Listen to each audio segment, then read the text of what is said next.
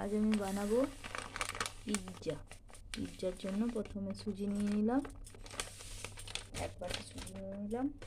তারপর তাতে দই আর ইনো মিক্স করে দেবো নিলাম।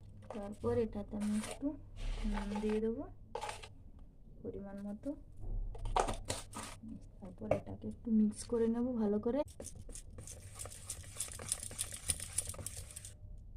এবার আমি এটাকে 2 ঘন্টার জন্য রেস্টে রেখে দেবো, তারপর বানাবো।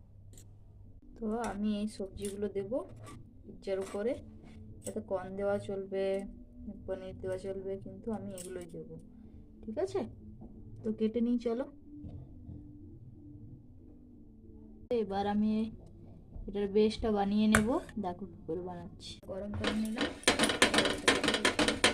তেল দিয়ে দিলাম, তারপর মোটা একটা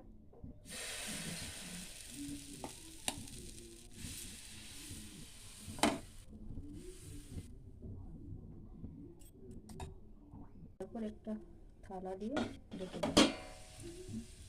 2 মিনিট ঢেকে রেখেছিলাম, তারপর উঠিয়ে দিলাম। এই দেখো পিৎজা সস লাগিয়ে দেবো, মিউনিস দিয়ে দেবো, চিজ দিয়ে দেবো।